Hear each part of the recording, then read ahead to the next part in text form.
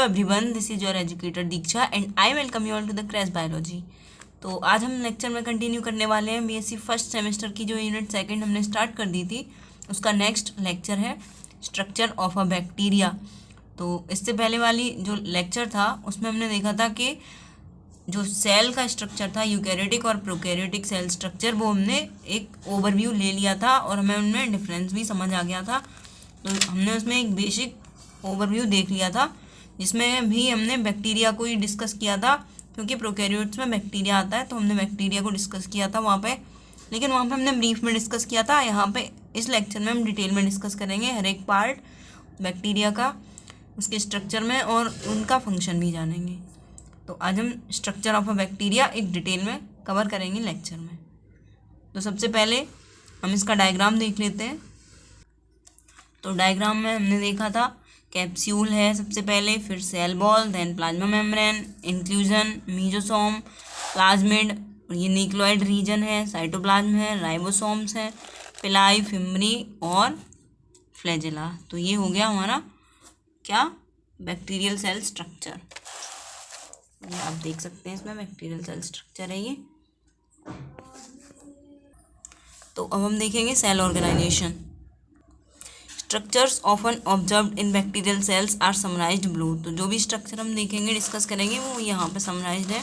क्या क्या स्ट्रक्चर है? Plasma membrane, gas vacuole, ribosomes, inclusions, nucleoid, periplasmic space, cell wall, capsules and slime layers, fimbriae and pili, flagella, endospore. ये सारे structure हम discuss करेंगे इस लेक्चर में। तो यहाँ पे एक इम्पोर्टेंट नोट है, वो पढ़ लेते हैं। Note that the no single bacteria possess all of these structures at all times. तो कोई भी सिंगल बैक्टीरिया ये सारे स्ट्रक्चर्स जो हैं वो एक टाइम पे पजेस नहीं करता। तो कभी कभार किसी भी बैक्टीरिया में प्रेजेंट होंगे ये स्ट्रक्चर और डिफरेंट कंडीशंस में नहीं होंगे, तो वो ये एक एक्सेप्शन है। Some are found only in certain cells in certain conditions और in certain phases of life cycle. तो इनमें जो कुछ स्ट्रक्चर हैं वो सर्टेन सेल्स में ही मिलते हैं और सर्टेन कंडीशंस में मिलते हैं, जो कि लाइफ साइकिल के सर्टेन फेजेस में आती हैं। तो हर टाइम पे हर एक स्ट्रक्चर नहीं मिलेगा हर एक बैक्टीरिया में। तो ये हमने देख लिया। अब हम स्टार्ट करते हैं बैक्टीरियल प्लाज्मा मेम्ब्रेन से। Bacterial plasma membrane, the cell envelope is defined as the plasma membrane and all the surrounding layers external to it. तो जो सेल का एनवेलप है उसको बोलते हैं प्लाज्मा मेम्ब्रेन, और जो भी लेयर्स हैं वो इसके बाहर होती हैं। Plasma membrane is most important because it encompasses the cytoplasm and defines the cell. Plasma membrane सबसे इम्पोर्टेंट होती है इसकी लेयर सेल की, क्योंकि ये साइटोप्लाज्म को घेर के रखती है, इनकम्पास करके रखती है और सेल को उसका एक शेप देती है। तो प्लाज्मा मेम्ब्रेन बहुत इंपॉर्टेंट लेयर है। If it is removed the cells contents spill into the environment and the cell no longer exist. अगर ये रिमूव कर दी जाएगी प्लाज्मा मेम्ब्रेन, तो जो सेल के कंटेंट्स हैं वो बाहर एनवायरनमेंट में फैल जाएंगे और फिर सेल एग्जिस्ट ही नहीं करेगा।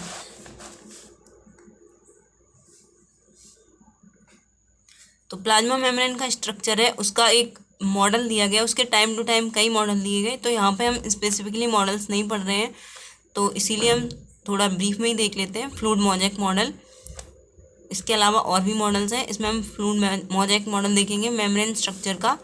The most widely accepted model for the membrane is the fluid mosaic model of Singer and Nicolson, which proposes that membranes are lipid bilayers within which proteins float। तो जो widely accepted model है plasma membrane के structure का, structure को बताने के लिए जो मॉडल दिया गया जो कि वाइडली एक्सेप्टेड है, वो है फ्लूइड मोज़ेक मॉडल, और वो दिया गया था सिंगर एंड निकोलसन, दो साइंटिस्ट थे उनके द्वारा। और जिसमें बताया था उन्होंने कि जो मेम्ब्रेन है वो बनी हुई है लिपिड बाइलेयर की। लिपिड की 2 लेयर्स होंगी और उनमें प्रोटीन बीच में फ्लोट कर रही होगी। तो ये हो गया protein bilayer, lipid bilayer with protein, fluid mosaic model. The model is based on the studies of eukaryotic and bacterial membranes and was established using a variety of experimental approaches including TEM, transmission electron microscopy and atomic force microscopy। तो जो model है वो बहुत सारी studies के base पे बनाया गया और उसको यूकैरियोटिक और बैक्टीरियल मेम्ब्रेन दोनों की स्टडी के बेस पे बनाया गया। और उसको इस्टेब्लिश किया गया किसकी हेल्प से, जो एक्सपेरिमेंट किए गए ट्रांसमिशन इलेक्ट्रॉन माइक्रोस्कोपी की हेल्प से और एटॉमिक फोर्स माइक्रोस्कोपी की हेल्प से। अगर आपको टैम के बारे में डिटेल में जानना है तो आपको जो यूनिट फर्स्ट है उसकी प्लेलिस्ट में मिल जाएगा टैम के बारे में डिटेल। नेक्स्ट हम देखेंगे functions of plasma membrane. Plasma membrane के फंक्शंस क्या हैं? सिलेक्टिवली परमेएबल बैरियर है, मतलब सिलेक्ट करके सेल के बाहर और सेल के अंदर ये ट्रांसपोर्टेशन की हेल्प करता है ट्रांसपोर्टेशन में, और सिलेक्ट करके सिलेक्टिवली परमेएबल है, ऐसा नहीं है हर चीज़ को अंदर और बाहर जाने देगा। Mechanical boundary of the cell, ये मैकेनिकल बाउंड्री है किसी भी सेल की। न्यूट्रिएंट एंड वेस्ट ट्रांसपोर्ट, जो भी सेल का वेस्ट होगा और सेल को जो भी न्यूट्रिएंट चाहिए होंगे उसका ट्रांसपोर्ट कराता है ये। Location of many metabolic processes, respiration, photosynthesis, और जो कई सारी मेटाबॉलिक प्रोसेसेस होती हैं प्रोकैरियोट्स में, बैक्टीरिया में, उनको यहाँ पे ही करवाता है ये। रेस्पिरेशन, फोटोसिंथेसिस एग्जाम्पल हैं इसके। Detection of environmental cues for chemotaxis, और जो भी एनवायरमेंटल अपोजिट कंडीशन होंगी कीमोटैक्सिस के लिए उनको भी डिटेक्ट करता है। अब नेक्स्ट है ऑर्गेनल बैक्टीरियल सेल वॉल। तो बैक्टीरिया में सेल वॉल प्रेजेंट होती है, तो हम सेल वॉल के बारे में पढ़ेंगे, बैक्टीरियल सेल वॉल के बारे में। The cell wall is the layer that lies just outside the plasma membrane. तो सेल वॉल प्लाज्मा मेम्ब्रेन के जस्ट आउटसाइड मिलती है। Bacterial cells almost always are bounded by a chemical complex cell wall. Bacterial cell लगभग हमेशा ही bound रहते हैं chemical complex cell wall से, मतलब कुछ एक्सेप्शन है कुछ बैक्टीरिया में, और नहीं तो ऑलमोस्ट हमेशा रहती है present. The cell wall is chemically composed of peptidoglycans also called as murein. तो पेप्टाइडोग्लाइकन्स की बनी होती है सेल वॉल, जिसको हम बोलते हैं म्यूरिन, उसका अदर नेम है murein. The peptidoglycans are unique to bacterial cells, और पेप्टाइडोग्लाइकन्स बैक्टीरियल सेल्स में ही मिलते हैं, ये आपको आर्कियल सेल और यूकैरियोटिक सेल्स में नहीं मिलेंगे। In gram positive bacteria peptidoglycans consist of single 20 to 80 nanometer thick homogeneous layer lying outside the plasma membrane. तो अभी हमने ग्राम पॉजिटिव और ग्राम नेगेटिव बैक्टीरिया के बारे में नहीं पढ़ा है, जब हम पढ़ेंगे लेक्चर में, नेक्स्ट लेक्चर में, तो हम जानेंगे कि ग्राम पॉजिटिव और ग्राम नेगेटिव क्या होता है। तो ग्राम पॉजिटिव में जो पेप्टाइडोग्लाइकन्स होती है वो 20 to 80 नैनोमीटर थिक एक लेयर बनाती है, क्योंकि प्लाज्मा मेम्ब्रेन के आउटसाइड में होती है, तो ये इसमें ज़्यादा थिक होगी, इसीलिए इसको ग्राम पॉजिटिव बोला जाता है। नेक्स्ट हम ग्राम नेगेटिव के बारे में भी देखेंगे। In contrast the Gram negative bacterial cell wall consist of 2 to 7 nanometer thick peptidoglycan layer covered by a 7 to 8 nanometer thick outer membrane. इसके अपोजिट जो ग्राम नेगेटिव बैक्टीरिया होते हैं उनकी सेल वॉल में 2 से 7 नैनोमीटर थिक पेप्टाइडोग्लाइकन लेयर होती है, जो कि कवर रहती है 7 से 8 नैनोमीटर थिक आउटर मेम्ब्रेन से। तो ये हो गई ग्राम नेगेटिव और ग्राम पॉजिटिव की सेल वॉल के बारे में। अब हम फंक्शन ऑफ सेल वॉल देख लेंगे। सेल वॉल का फंक्शन क्या है? It helps maintaining cell shape and protect the cell from osmotic lysis. ये सेल शेप को मेंटेन करके रखती है और प्रोटेक्ट करती है सेल को ऑस्मोटिक लाइसिस से। It can protect the cell from the toxic substances, और टॉक्सिक सब्सटेंसेस से भी प्रोटेक्ट करती है ये सेल को। And in pathogens it can contribute to pathogenicity, और कुछ पैथोजेनिक जो बैक्टीरिया होंगे उनमें पैथोजेनिसिटी भी में भी कॉन्ट्रीब्यूट कर देगी, मतलब उनकी वजह से जो पैथोजेनिसिटी होगी वो सेल वॉल की वजह से होगी उसमें, उन बैक्टीरिया में, तो पैथोजेनिसिटी में भी कॉन्ट्रीब्यूट करती है। नेक्स्ट ये हो गई सेल वॉल। सेल वॉल का फंक्शन भी देख लिया, gram positive gram negative bacteria दोनों में। अब पेरीप्लाज्मिक स्पेस देखते हैं हम, पेरीप्लाज्मिक स्पेस के बारे में जानेंगे। ये space between the plasma membrane and the outer membrane in gram negative bacteria is called the periplasmic space.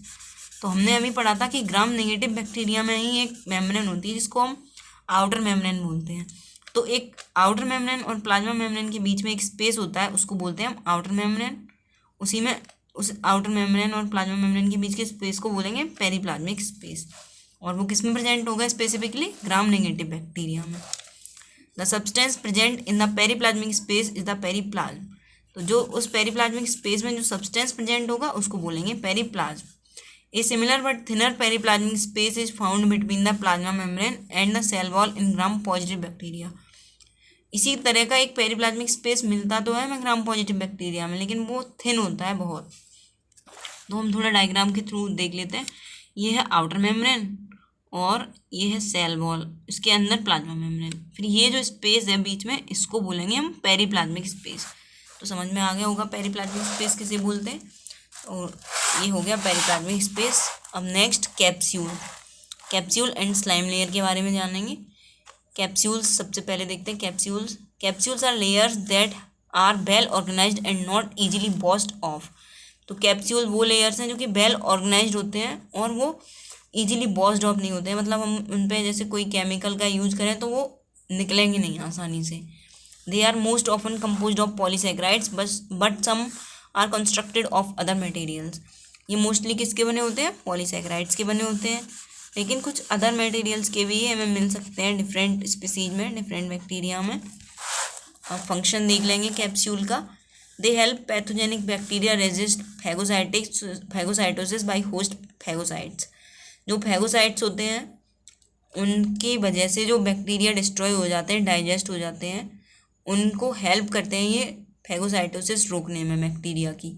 तो पैथोजेनिक बैक्टीरिया होंगे उनकी फैगोसाइटोसिस रोकने में हेल्प करते हैं। Capsules are also protect against desiccation because they contain a great deal of water. ये desiccation से भी प्रोटेक्ट करते हैं, मतलब जो हीट की वजह से सूख जाते हैं ना, तो उनसे हेल्प करते हैं क्योंकि इनमें बहुत सारा वाटर ग्रेट अमाउंट में मिलता है। They exclude viruses and most hydrophobic toxic materials such as detergents. ये वायरसेस और हाइड्रोफोबिक टॉक्सिक मटेरियल्स को भी एक्सक्लूड रखते हैं, जैसे डिटर्जेंट्स, इनको भी दूर रखते हैं बैक्टीरिया से। तो हेल्प करते हैं ये बैक्टीरिया को पैथोजन फैगोसाइटोसिस से रोकने में और वायरसेस से बचाने में, इन सब से बचाते हैं ये, और डेसिकेशन से भी बचाते हैं। नेक्स्ट स्लाइम लेयर के बारे में देखेंगे। A slime layer is a zone of diffuse unorganized material that is removed easily. तो स्लाइम लेयर एक ऐसी जोन होती है जो कि डिफ्यूज होती है, अनऑर्गेनाइज्ड मटेरियल होता है वहाँ पे, और वो रिमूव भी हो जाती है easily. Gliding bacteria often produce slime which in some cases has been shown to facilitate motility. तो जो ग्लाइडिंग बैक्टीरिया होते हैं वो स्लाइम प्रोड्यूस करते हैं और वो मोटिलिटी में हेल्प करती है स्लाइम लेयर। तो स्लाइम लेयर का फंक्शन हो गया मोटिलिटी में हेल्प करना। नेक्स्ट है glycocalyx. The term can encompass both capsules and slime layers because they usually are composed of polysaccharides. जो स्लाइम लेयर और कैप्सूल हमने पढ़े थे अभी, तो ग्लाइकोकैलिक्स उन दोनों को मिला के बोलते हैं, स्लाइम लेयर और कैप्सूल को, उन दोनों को ये अपने अंदर एनकम्पास कर सकता है ये टर्म, क्योंकि वो दोनों भी पॉलीसेक्राइड के बने होते हैं, और ग्लाइकोकैलिक्स भी हम इनको सिनोनिम की तरह यूज कर सकते हैं। The glycocalyx aids in attachment to solid surfaces including tissue surfaces in plant and animal hosts. जो ग्लाइकोकैलिक्स होता है वो अटैचमेंट में हेल्प कर पाता है सॉलिड सरफेस से, और जो टिश्यू सरफेस होते हैं उनसे प्लांट और एनिमल होस्ट में। जो वायरस बैक्टीरिया जब प्लांट और एनिमल होस्ट में जाएंगे तो जो टिश्यू सरफेस होगा उससे अटैचमेंट में हेल्प कराता है ग्लाइकोकैलिक्स। तो ग्लाइकोकैलिक्स का फंक्शन हो गया attachment to solid surface. Next है न्यूक्लियोइड। न्यूक्लियोइड क्या था, न्यूक्लियोइड हमने देखा था जब हमने ब्रीफ में देखा था, तो ये वो रीजन होता है जहाँ पे जेनेटिक मटेरियल रहता है सेल में, साइटोप्लाज्म में। The nucleoid is an irregularly shaped region that contain the cell's chromosome and numerous proteins. तो न्यूक्लियोइड एक इरेगुलरली शेप्ड रीजन है जहाँ पे सेल का क्रोमोसोम होता है और उसके साथ साथ कई सारी प्रोटीन्स भी होती हैं। The chromosomes of most bacteria are a single circle of double stranded DNA, but in some bacteria have a linear chromosome and some bacteria have more than one chromosome. तो मोस्ट ऑफ द बैक्टीरिया में जो chromosome होता है single होता है, circular होता है, double stranded होता है, लेकिन उसके अलावा लीनियर क्रोमोसोम भी हो सकता है कुछ बैक्टीरिया में, और कुछ बैक्टीरिया में एक से ज़्यादा क्रोमोसोम भी हो सकते हैं। तो न्यूक्लियोइड हो गया, तो वहाँ पे तो क्या प्रेजेंट है, डीएनए प्रेजेंट है, तो जेनेटिक मटेरियल प्रेजेंट है, उसका फंक्शन भी समझ आ गया। जेनेटिक मटेरियल का फंक्शन क्या है, हेरिडिटी मेंटेन करना, और उसके अलावा ट्रांसक्रिप्शन, ट्रांसलेशन, ये सारी प्रोसेसेस कंप्लीट कराना। राइबोसोम्स के बारे में देखेंगे। Ribosomes are the site of protein synthesis and large number of them are found in nearly all the cells. Ribosomes protein synthesis की साइट होते हैं, वहाँ पे प्रोटीन सिंथेसिस करी जाती हैं, और वो हर सेल में बहुत लार्ज नंबर में प्रेजेंट होते हैं। हर सेल में प्रेजेंट क्यों होते हैं लार्ज नंबर में? क्योंकि प्रोटीन की ज़रूरत पड़ती है, यूकैरियोट्स में भी और प्रोकैरियोट्स में भी, तो वो लार्ज नंबर में प्रेजेंट रहते हैं। Bacterial ribosomes are called 70S ribosome. Bacteria में 70S राइबोसोम प्रेजेंट होते हैं and are constructed of 50S and 30S सब यूनिट, और 50S प्लस 30S सब यूनिट के बने होते हैं और 70S होते हैं राइबोसोम। और यहाँ पे S स्टैंड करता है किसके लिए? स्वेडबर्ग यूनिट के लिए। तो राइबोसोम का फंक्शन हमें पता है, साइट ऑफ प्रोटीन सिंथेसिस होते हैं ये, तो हमें राइबोसोम पता चल गया क्या होते हैं। अब नेक्स्ट हम देखेंगे पिलाई एंड फिमरी। तो पिलाई के बारे में देखते हैं। द टर्म पिलाई, और इसका सिंगुलर होता है pilus, is use to describe the thin hair like appendages on the surface of bacteria. ये टर्म किसके लिए यूज किया जाता है? थिन और हेयर लाइक अपेंडेजेस होते हैं बैक्टीरियल सरफेस पे, उनको डिस्क्राइब करने के लिए बताया जाता है पिलाई टर्म। हमने डायग्राम में देखा था pili. It plays an important role in the process of conjugation, hence called sex pili. तो जो बैक्टीरिया में सेक्सुअल रिप्रोडक्शन होता है कंजुगेशन की हेल्प से, वहाँ पे ये एक इम्पोर्टेंट रोल प्ले करता है, इसीलिए इसको सेक्स पिलाई भी कहा जाता है। इसका रोल वहीं पे है कंजुगेशन में, तो आप इसको याद रखना, कंजुगेशन में इसका रोल है। It also functions as a receptor for donor specific phages. जो मेल स्पेसिफिक फेजेस होते हैं वहाँ पे ये रिसेप्टर की तरह भी फंक्शन करते हैं। Next fimbriae. Fimbriae are filamentous cell appendages present in both gram positive and gram negative bacteria. ये फिलामेंटस सेल अपेंडेजेस होते हैं जो कि ग्राम नेगेटिव और ग्राम पॉजिटिव दोनों बैक्टीरिया में प्रेजेंट होते हैं। अब नेक्स्ट लेक्चर ग्राम नेगेटिव और ग्राम पॉजिटिव का ही होगा, आप अच्छे से पढ़ना उसमें डिटेल में क्या होता है ग्राम नेगेटिव और ग्राम पॉजिटिव। तो ये दोनों में प्रेजेंट होते हैं, फिलामेंटस अपेंडेजेस होते हैं। Fimbriae mediate the cell attachment to surface. ये सेल अटैचमेंट करवाते हैं सरफेस से, सेल का अटैचमेंट सरफेस पे इसको अधेयर करवाते हैं सेल को, फिमरी सेल अटैचमेंट करवाएंगे। तो फिमरी का भी हमने देख लिया फंक्शन। नेक्स्ट फ्लैजिला रह गया, फ्लैजिला के बारे में देखेंगे। फ्लैजिला अगर in both gram positive and gram negative bacteria, ये दोनों में मिलेगा हम, ग्राम नेगेटिव और ग्राम पॉजिटिव में। Structurally bacterial flagella are long filamentous surface appendages. Structure में ये बैक्टीरियल फ्लैजिला होते हैं, लॉन्ग होते हैं, फिलामेंटस होते हैं, सरफेस अपेंडेजेस होते हैं ये। तो फ्लैजिला का फंक्शन तो हमें पता है, मोटिलिटी, मूव करवाना। तो स्ट्रक्चर में भी देख लेंगे थोड़ा इसका। A flagellum of E coli consist of 3 parts. उसमें 3 पार्ट्स होते हैं फ्लैजिलम में, ई कोलाई के फ्लैजिलम में। द लॉन्ग फिलामेंट, एक लॉन्ग फिलामेंट होता है। द हुक, एक हुक होता है, और बेजल बॉडी होती है। तो ये जब भी हम फ्लैजिला पढ़ेंगे डिटेल में तब देखेंगे, अभी तो हमें ब्रीफ में ही जानना है। और फंक्शन तो पता ही है, मोटिलिटी, एक जगह से दूसरी जगह मूवमेंट, फ्लैजिला का फंक्शन होता है। नेक्स्ट है endospore. Endospore bacteria in genera Bacillus and Clostridium form an exceptionally heat resistant and dehydrated structure capable of surviving for long periods in an unfavourable environment.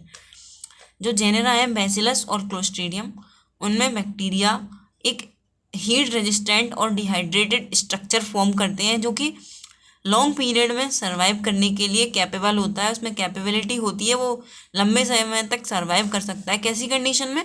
जो कि अनफेवरेबल होती है bacteria के लिए, वो बैक्टीरिया उन कंडीशन में सर्वाइव नहीं कर सकता, तो वो एक ऐसा स्ट्रक्चर बनाता है अलग जो कि उस कंडीशन में सर्वाइव कर सके। And this dormant structure is called endospore as it develops within the cell. और इस डोरमेंट स्ट्रक्चर को हम क्या कहते हैं? एंडोस्पोर, जो कि सर्वाइव करेगा हार्श एनवायरमेंटल या अनफेवरेबल एनवायरमेंटल कंडीशन में। और इसको डोरमेंट स्ट्रक्चर इसलिए बोलते हैं क्योंकि within the cell produce होता है। अब इसका स्ट्रक्चर देख लेंगे एंडोस्पोर का। The endospore structure is very complex and has many layers that are absent from the vegetative cell. तो जो एंडोस्पोर स्ट्रक्चर होते हैं वो बहुत कॉम्प्लेक्स होते हैं और वेजिटेटिव सेल से अलग होते हैं। वेजिटेटिव सेल कौन से होते हैं? जो कि एनवायरमेंटल कंडीशन नॉर्मल होती है, उनमें लिविंग कर सकते हैं, उनमें जिंदा रह सकते हैं, वो होते हैं वेजिटेटिव सेल। और जो एनवायरमेंटल कंडीशन अनफेवरेबल होती है उनमें जब ग्रो करते हैं वो होते हैं एंडोस्पोर। जब वो पास हो जाती हैं, सरपास हो जाती है कंडीशन अनफेवरेबल एनवायरमेंटल कंडीशन, तो फिर नॉर्मल कंडीशन में आ जाता है, वेजिटेटिव सेल बन जाता है फिर से बैक्टीरिया। तो इसमें क्या क्या पार्ट्स हैं? एक्सोस्पोरियम, स्पोर कोट और कॉर्टेक्स। तो ये एंडोस्पोर के पार्ट हो गए। अब एंडोस्पर्म के बारे में थोड़ा और देखते हैं। These structures are extraordinarily resistant to the environmental stresses such as heat, UV radiation, gamma radiation, chemical disinfectants and desiccation. तो ये जो स्ट्रक्चर्स हैं ये किस किस के लिए रेजिस्टेंट है? एनवायरमेंटल स्ट्रेसेस जैसे कि heat, UV radiation, gamma radiation, chemical disinfectant और डेसिकेशन, इन सब से बचाते हैं ये बैक्टीरिया को। और फिर जब ये कंडीशन गुजर जाएंगी, फेवरेबल कंडीशन आ जाएंगी, तो फिर से वेजिटेटिव बैक्टीरिया बन जाएगा, वेजिटेटिव सेल। तो एंडोस्पोर बचाते हैं बैक्टीरिया को हार्श कंडीशन से, अनफेवरेबल एनवायरमेंटल कंडीशन से। तो ये हो गया बैक्टीरियल सेल का स्ट्रक्चर। आज हमने बैक्टीरियल सेल स्ट्रक्चर कंप्लीट कर लिया।